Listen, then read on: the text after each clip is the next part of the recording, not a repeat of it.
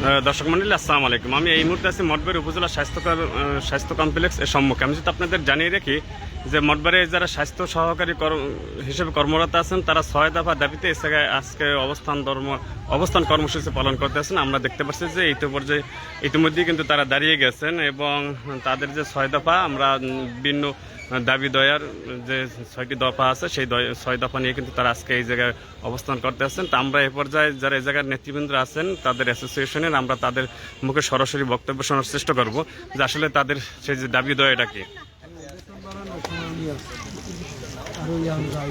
আপনাদের দাবি দয়াটা কি একটু বলেন, কি কি কারণে আজকে আপনারা এই অবস্থান কর্মসূচি পালন করতে আছেন? বিসমিল্লাহির রহমানির রহিম। আমাদের 6 দফা দাবি, আমরা এই দাবি নিয়ে এখানে আজকে উপস্থিত হয়েছি। আমরা 24 তারিখ আমরা ঢাকায়ও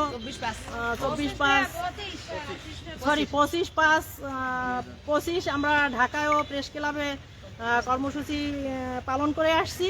তারপর এখানে আমাদের প্রায় 2-3 মাসের কর্মসূচি দেয়া আছে, আমরা ধাপে ধাপে এগুলো পালন করতেছি। প্রাথমিক পর্যায়ে আমরা ঢাকা শেষ করছি, এখন আমাদের এই মঠবাড়িয়া উপজেলা স্বাস্থ্য কমপ্লেক্সে আমাদের আজকের এই অবস্থান কর্মসূচি। তারপর আমাদের 8 তারিখ আবার সিভিল সার্জন স্যারের কার্যালয়ের সামনে মানে 8 জুলাই আবার অবস্থান কর্মসূচি আছে এবং শেষ কর্মসূচি আমাদের আবার ঢাকা 12ই আগস্ট ঢাকা প্রেস ক্লাবে আমাদের মানববন্ধন। তারপরও যদি আমাদের এই দাবি দেওয়া মেনে না নেয় তাহলে আপনাদের দাবিগুলো একটু বলেন কি কি। যদি আমাদের এই দাবি দেওয়া তারপরও মেনে না নেয় তাহলে আমরা সেপ্টেম্বরের 1 তারিখ থেকে আমাদের ইপিআই সহ সম্পূর্ণ কার্যক্রম আমাদের বন্ধ হয়ে যাবে। আমরা আশা করি এর ভিতর যদি আমাদের এই 6 দফা দাবি মেনে নেয় তাহলে আমরা ঘরে উঠে যাব, আমরা আর এই রাজপথে থাকবো না, আন্দোলন করবো না, আমরা কাজে ফিরে যাব। এখন আমাদের দাবিগুলো, আমাদের 6 দফা দাবিগুলো হচ্ছে নিয়োগ বিধি সংশোধন, শিক্ষাগত যোগ্যতা স্নাতক, বিজ্ঞান সংযোগ, 14তম গ্রেড প্রদান, ইন সার্ভিস ডিপ্লোমা প্রশিক্ষণের মাধ্যমে 11তম গ্রেডে উন্নীতকরণ, টেকনিক্যাল পদমর্যাদা পদোন্নতির ক্ষেত্রে ধারাবাহিকভাবে পরবর্তী উচ্চতর গ্রেড প্রদান। আমাদের এই 6 দফা দাবি আমরা আন্দোলনের মেইন পয়েন্ট হিসাবে আমরা তুলে ধরেছি। আমাদের এই 6 দফাই আমাদের বাস্তবায়ন করতে হবে, কারণ আমাদের প্রত্যেকটা দাবি আমাদের যৌক্তিক। আমাদের এই দাবিগুলো একদম মেইন। আমরা করি টেকনিক্যাল কাজ, কিন্তু আমাদের কোনো টেকনিক্যাল মর্যাদা দেওয়া হয় না।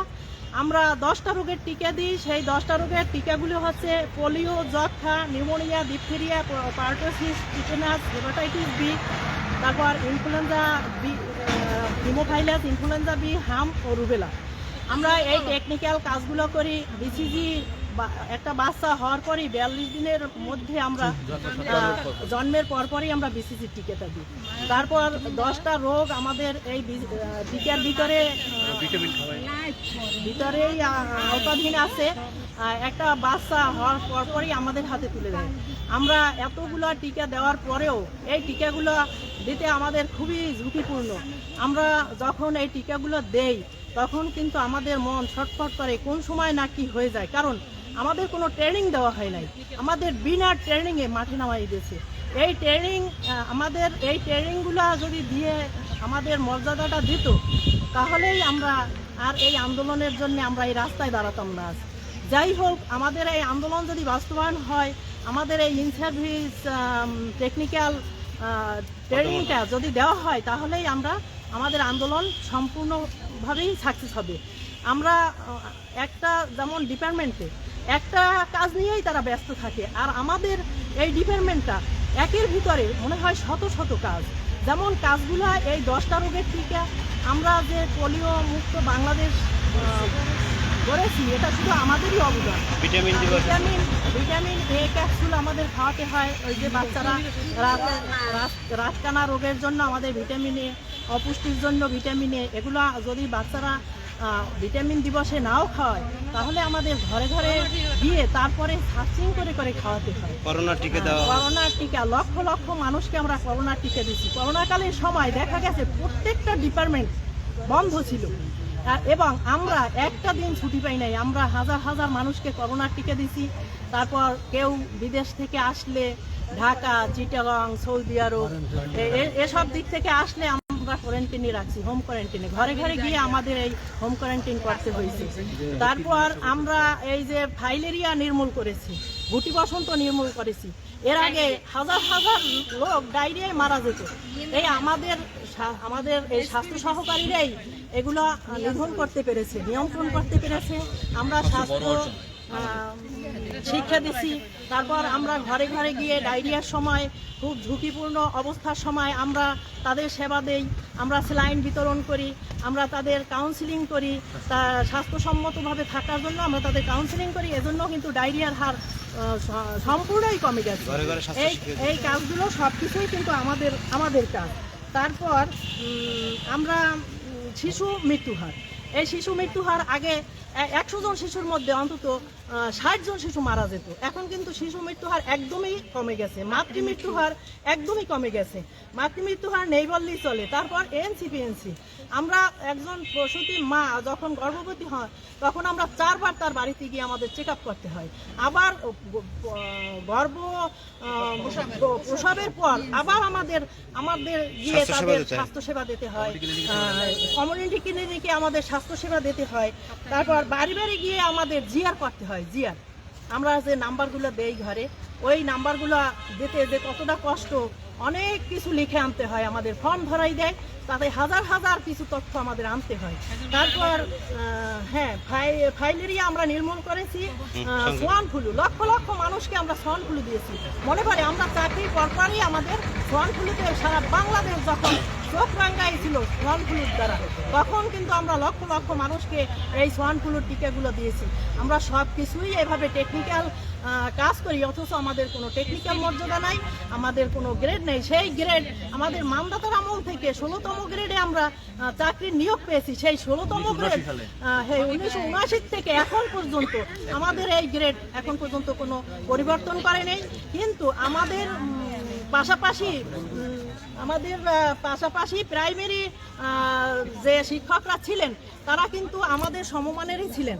তাদের ঠাস করে তাদের 11তম গ্রেডে উন্নীত করা হয়েছে, 13তম গ্রেড উন্নীত করা হয়েছে। কিন্তু আমাদের গ্রেডটা নিয়ে এত ছলছাতুরি, আমাদের এই যে সাবেক প্রধানমন্ত্রী বারবার আমাদের আশ্বাস দিয়েছিলেন আমাদের এই গ্রেড পরিবর্তন, আমাদের এই নিয়োগ বিধি সংশোধন করার জন্য, কিন্তু প্রতিবারই আমাদের এই আশার থেকে বঞ্চিত করা হয়েছে।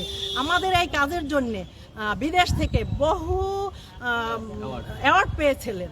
সেই অ্যাওয়ার্ডগুলো south award, vaccine hero award, তারপর এমডিজি, এগুলো সবই আমাদের অর্জন।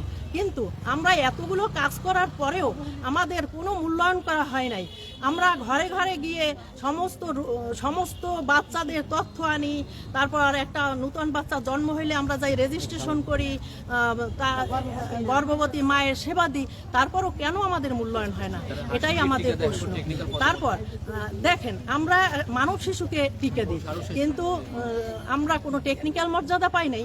আর একজন পশুর ডাক্তার, সে পশুদের টিকে দিয়ে সে কিন্তু 11তম গ্রেডে উন্নীত হয়েছে। আমরা কেন এই বৈষম্যের শিকার হতে থাকবো? এখন আমরা যখন বৈষম্যের একটা নিরসন আসছে এই সরকারের আমলে, তাই আমরা আশা করি এই সরকার আমাদের এই বৈষম্য নিরসন অবশ্যই দূর করবেন। তাই আমি আমার এর ভিতরে আমাদের আরো কাজ বাড়াই দিয়েছে, যেমন এই টাইফয়েডের টিকা, ভ্যাকসিন, এগুলো আমরা দিয়ে থাকি। এই মায়েদের জরায়ু মুখের ক্যান্সারের টিকা আমরা দেই। এখন আবার যক্ষার প্রত্যেকটা রোগী আমরা যাইয়া কাউন্সিলিং করি, তাদের ঔষধ দিয়েতে হয়, বাড়ি বাড়ি গিয়ে তাদের আইনে আমাদের পরীক্ষা নিরীক্ষা করাইতে হয়। এত কাজ করার পরেও কিন্তু আমাদের কোনো মূল্যায়ন নেই। তাই আমরা আজ এই রাজপথে আমরা চাই আমাদের এই যৌক্তিক দাবি যাতে সুষ্ঠুভাবে বাস্তবায়ন হয়, এই আশা নিয়ে আমরা এখানে আজ দাঁড়াইছি।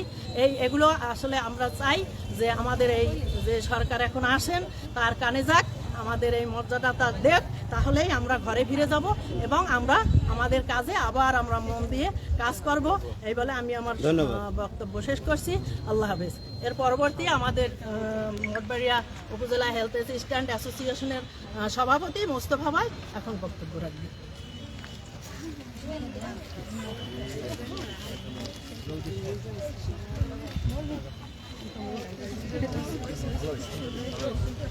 হ্যাঁ, সুন্দর হয়েছে।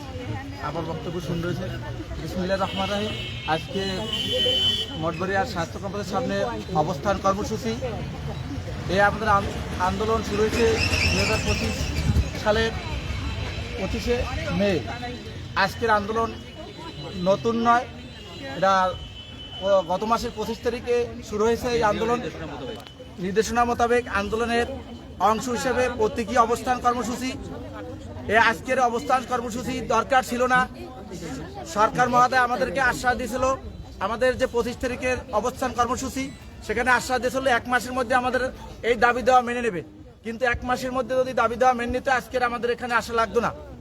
আজকের আশায় আমাদের শেষ না। যদি আমাদের দাবি দেওয়া না মেনে নেয় তাহলে আমাদের এই আন্দোলন কর্মসূচি চলবে।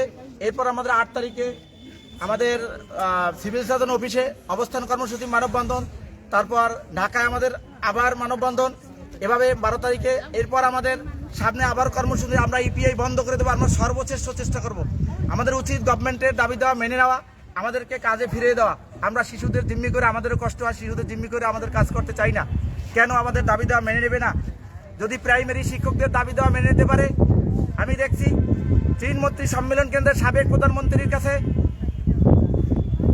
ইউনিসেফ রিপোর্ট করছে যে বিভিন্ন সংস্থাদের প্রাইমারি শিক্ষকরা, ছাত্ররা তারা 60% বাংলা পড়তে পারে না, ইংরেজি পড়তে পারে না 50%।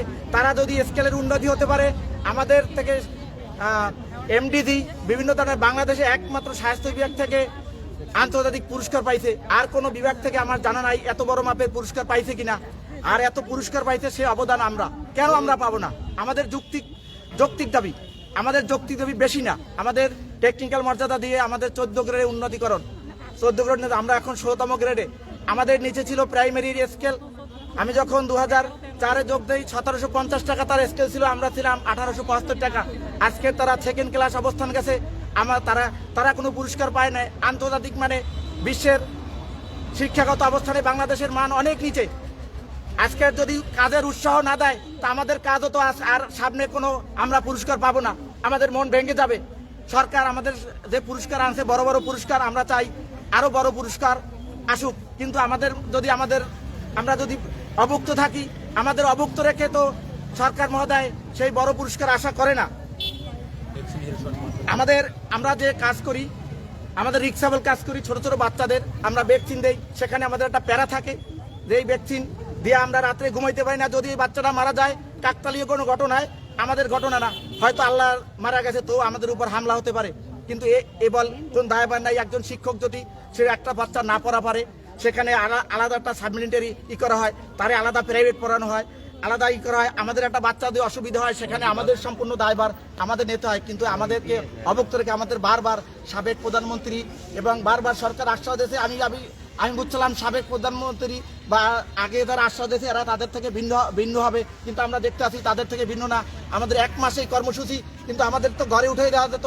আমাদের তো একটা আশ্বাসের বাণী অথবা একটা চিঠি ইস্যু করা হয়েছিল, আমরা দেখি কোনো অবস্থানই না। আমাদের আরও হার্ড লাইনে যেতে হবে।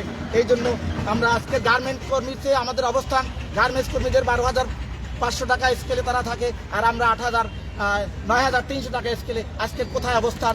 আপনারা যারা এই লাইভটা দেখবেন সবাই শেয়ার করবেন। সাংবাদিক, কৃষক, সাহিত্যিক, বুদ্ধিজীবী সবার কাছে পৌঁছে জানো। প্রত্যেকের বাচ্চা আছে, আপনাদের যারা সিভিল সার্জন আছেন, যারা ডাইরেক্টর আছেন, যারা মন্ত্রী মহোদয় আছেন, উপদেষ্টা আছেন, আপনারও বাচ্চা আছে। কে টিকা দেয়? আপনারা খোঁজ রাখেন না? আপনারা খোঁজ রাখেন। আপনারা যদি মনে করেন আমাদের সিভিল সার্জন মহোদয় বলছিল যে করোনার টিকা, সাবমিটারে প্রশ্ন করা হয়েছিল করোনা কে দেশে, তাই নার্সেরা টিকা দেশে, কেন না হেলথ অ্যাসিস্ট্যান্ট টিকা দিল কেন? তা তারা যদি না জানে হেলথ অ্যাসিস্ট্যান্ট টিকা দেয়, তারা যদি জানে নার্সেরা টিকা দেয়, তাহলে তো আমাদের এই অবস্থার উন্নতি হবে না। অতএব আপনাদের জানা উচিত কারা টিকা দেয়। আপনারা প্রত্যেকে শেয়ার করে প্রত্যেকে অবস্থান থেকে কারা টিকা দেয় আমাদেরকে এটা পৌঁছাই দিতে হবে। এবং আমাদের এই দাবি দেওয়ার মতো আপনার জনসাধারণ সবাই একমত হবেন, সবাই এটারে আওয়াজ তুলবেন যে তারা পাইতে পারে। এজন্য আমি চাচ্ছি সবাই তরফ থেকে যারা সিভিল সার্জন আছেন, যারা আমাদের ডাইরেক্টর আছেন, সবাই একমত পোষণ করবেন। আমাদের পাইলে আপনাদের ক্ষতি না, আমাদের মাধ্যমে আপনাদের উন্নতি হোক। আজকের যদি আমরা যে করোনাকালীন যে দায়িত্ব পালন করছি, যদি এই করোনাকালীন আমরা দায়িত্ব পালন না করতাম, বাংলাদেশে যদি আরো হাজার হাজার হাসপাতাল গঠন করতেন, এতে কিছু মৃত্যু ঠেকাইতে পারতেন, কিন্তু করোনা ঠেকাইতে পারেন নাই। করোনা ঠেকাইছি আমরা মাঠে কোয়ারেন্টাইনে, মাঠে যাইয়া বাড়িতে বুঝাইছি। এখন আবার করোনার প্রাতুর্ভাব আসতে আছে, আমাদের কাছে আবার মেসেজ আসতে আছে, আমাদের আবার মাঠে নামতে হবে। আমাদের যদি অভুক্ত রাখেন আমরা তো ফাঁকি দেবই, আমরা তো কাজে মনোযোগ দেবো না। আপনারা সেই শিক্ষার মতো পিছিয়ে পড়বেন।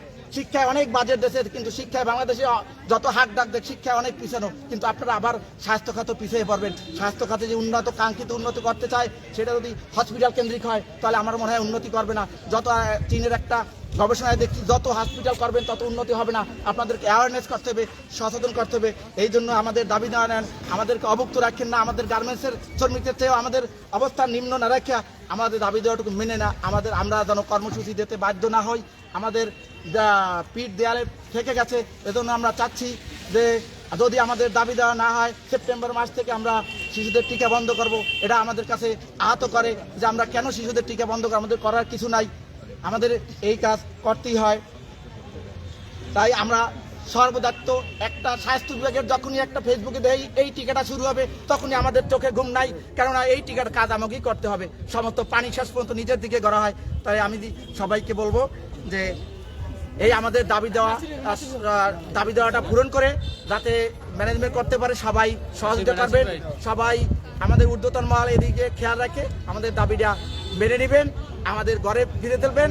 এই বলে আমি আমার সংক্ষিপ্ত বক্তব্য শেষ করছি। ধন্যবাদ। এবার বক্তব্য দেন আমাদের ফরিদুজ্জামান সাংগঠনিক সম্পাদক। আমরা কাজ করি টেকনিক্যাল সেক্টরে, ঠিক আছে। তাই আমাদের মেইন দায়িত্ব হলো যে আমাদের টেকনিক্যাল পদমর্যাদা দিতে হবে। সেটার প্রথম হলো যে নিয়োগ বিধি, আমরা যে জায়গায় আমরা আটকে আছি সেটা হলো নিয়োগ বিধি সংশোধন। আমাদের নিয়োগ বিধি সংশোধন পূর্বক স্নাতক ডিগ্রি লাগাইলে তাহলে আমাদের স্নাতক এবং যাইয়া ইন সার্ভিস ট্রেনিংয়ের মাধ্যমে আমাদের যারা আমরা আগে নিয়োগপ্রাপ্ত হয়েছি তাদেরকে ইন সার্ভিস ট্রেনিংয়ের মাধ্যমে আমাদের আর কি গ্রেড উন্নয়ন করতে হবে এবং যাইয়ে টেকনিক্যাল পদমর্যাদা প্রদান করতে হবে। এবং আমরা এমন কোনো কাজ যেগুলা সামাজিক, সেগুলো আমরা এমন কোনো কাজ নেই যে আমরা করি না। কোন কাজ? কুকুরের ভ্যাকসিন পর্যন্ত আমরা দিয়েছি, ঠিক আছে। তাহলে এবং মানব শিশুর পাশাপাশি বিভিন্নভাবে আমরা অনেক সেবা দিয়ে থাকি, যেগুলা বিগত দিনে সরকার আমাদের সেই কাজের ফসল দিয়ে তারা সাউথ তারপর যাইয়া এমডিজি পুরস্কার এবং যাইয়া আরও ভ্যাকসিন হিরো পদবি আমরা পেয়েছি। সেই ক্ষেত্রে আমরা চাই সরকারের কাছে রিকোয়েস্ট এবং যাইয়া অনুরোধ যে আমাদের যে টেকনিক্যাল কাজ করি আমাদের টেকনিক্যাল পদমর্যাদা দেবে এবং আপাতত প্রথমে 14তম গ্রেড দিয়ে নিয়োগ বিধি সংশোধন করতে হবে স্নাতক ডিগ্রি দিয়ে, ঠিক আছে। এই আর হলো যাইয়া আমাদের হলো যাইয়া ইন সার্ভিস ট্রেনিং এর মাধ্যমে আমাদের যাইয়া সকলকে 11তম গ্রেড প্রদান করতে হবে এবং টেকনিক্যাল মর্যাদা প্রদান করতে হবে। হ্যাঁ দর্শক মণ্ডলী, আপনারা এতক্ষণ শুনলেন যে যারা স্বাস্থ্য সহকারী হিসেবে কর্মরত আছেন তাদের কিন্তু 6 দফা দাবিতে তারা কিন্তু এই আন্দোলন, আজকে এই অবস্থান কর্মসূচি শুধু মঠবাড়িয়ায় না, এরা কিন্তু এর আগে ঢাকায়ও করছে এবং এদের যে ভাষ্যমতে যে এদের দাবি দেওয়া যদি মেনে না হয় এরা কিন্তু পরবর্তীতে আন্দোলন এরা অব্যাহত রাখবে। এবং আমরা যেটা জানি যে আমরা বাচ্চাদের যে টিকাটা সাধারণত এই যারা স্বাস্থ্য সহকারী দাঁড়িয়ে আছেন এরাই কিন্তু দিয়ে থাকেন, কিন্তু এদের যে টেকনিক্যাল যে একটা সাপোর্ট সেই সাপোর্ট পর্যন্ত এদের দেওয়া হয় না। এদের ভাষ্য অনুযায়ী যে আগামী যে জুলাই মাস তাদের দাবি দেওয়া যদি মেনে না হয় কিন্তু জুলাই মাস থেকে কিন্তু তারা তাদের বাচ্চাদের যে সেই সেবা প্রদান কার্যক্রম কিন্তু তারা বন্ধ রাখবে। তা আমরা এতক্ষণ এই জায়গার যারা নেতৃবৃন্দ ছিলেন আমরা কিন্তু তাদের মুখের সেই বক্তব্য শুনেছি।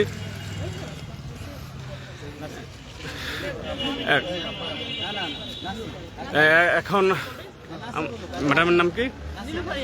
নীলাফি ইয়াসমিন, তিনি স্বাস্থ্য পরিদর্শক, তিনি বক্তব্য প্রদান করবেন, আমরা তার বক্তব্য শোনার চেষ্টা করব। আসসালামু আলাইকুম।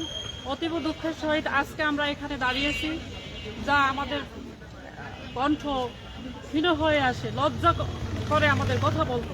কারণ 91 যখন আমরা চাকরিতে ঢুকেছি ঘরে ঘরে কবর দেখতে দেখতে আমাদের হৃদয় ভারাক্রান্ত হয়ে গেছে। বাড়িতে এসে ভাত খাওয়া বন্ধ হয়ে গেছে, এত কবর। ডায়রিয়ায় মারা যেত না সেই 93-তে।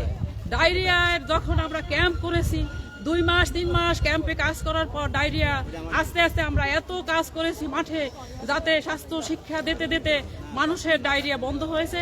এখন একটু ঘুরে দেখুন, চোখ মেলে দেখুন সারা বাংলাদেশের আনাচে কানাচে কোথাও ডায়রিয়ায় কবর হয় কিনা।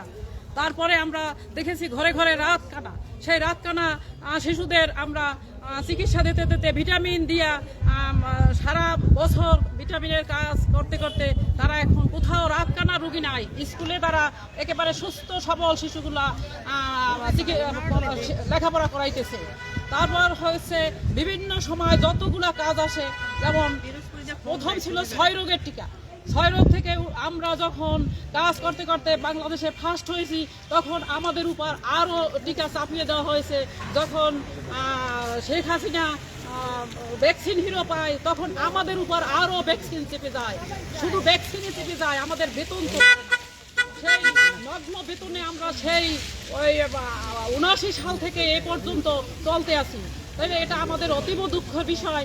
আমরা সেই 6 রোগ থেকে 10 রোগ, তারপর করোনার ভ্যাকসিন, ক্যান্সারের ভ্যাকসিন, তারপর এখন আসছে টাইফয়েডের ভ্যাকসিন, ফাঁকে ফাঁকে আসে কুকুরের ভ্যাকসিন।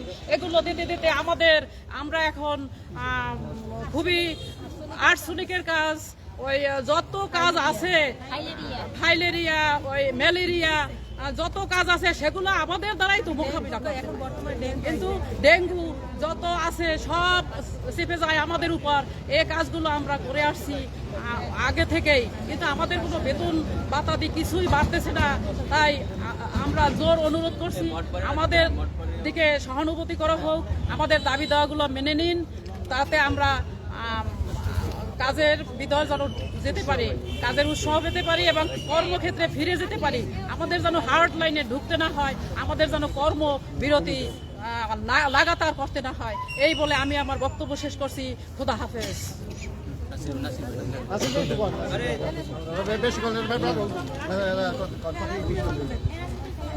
আসসালামু আলাইকুম।